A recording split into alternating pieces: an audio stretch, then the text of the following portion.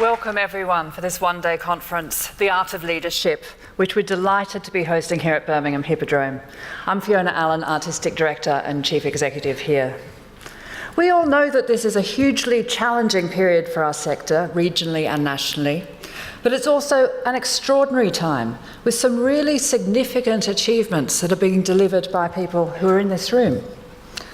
I hope today we can take away some inspiration as we reflect, as we share pressures, challenge each other, and have time to celebrate.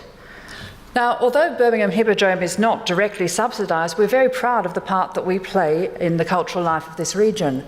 We're home to Birmingham Royal Ballet, to Dance Exchange, and also UK Dance Consortium, and we're now building a new extension dance hub building on our roof. We provide free and low-cost cultural activity to over 100,000 people a year, in addition to the 500,000 people who would sit in this auditorium and see performances. We're a producer and a contributor to major city and regional spectacles, such as we're helping to produce the Commonwealth Games handover ceremony next month, and we work with presenting and producing partner with a range of companies from large to small, and a lot of you are here with us today, and welcome back. With Coventry City of Culture on its way in 2021, it's a transformative time for this region.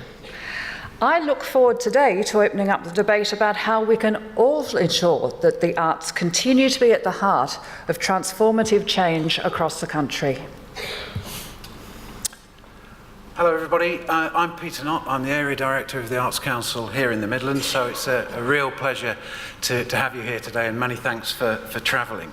So welcome to the very first Arts Council England Chief Exec and Chairs Conference.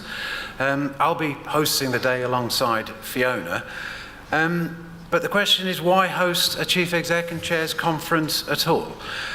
It's something new for us, and we're really looking forward to getting your feedback at the end of the conference to understand what's worked for you and maybe what we could do better. We'll be also talking to a Chief Executive and also to my area chair to get their reflections on what we've talked about today. Nick Sirota will be exploring some of our goals for the conference in a few minutes' time, but essentially we wanted to bring you together to explore some of the common challenges we have and to think about how we'll implement some of the changes in your organisations that you've been articulating in your funding agreements that you've been working on recently.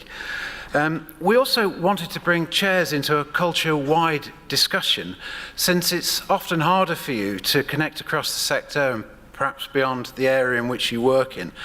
And of course, we understand that it's really valuable to have time to bring chief execs along with chairs together to have some time to think away from the day-to-day pressures of your roles.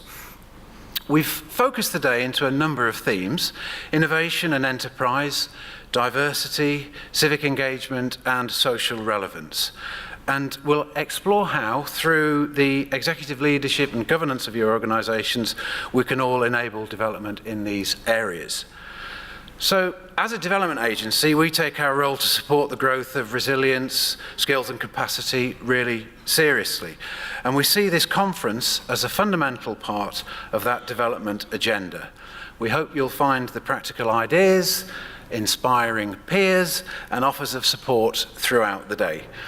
Naturally, we also wanted to ensure that the voice of the artist is embedded in a conference such as this. So at the end of the conference, we'll have Kwame Kwei-Armah giving a closing speech.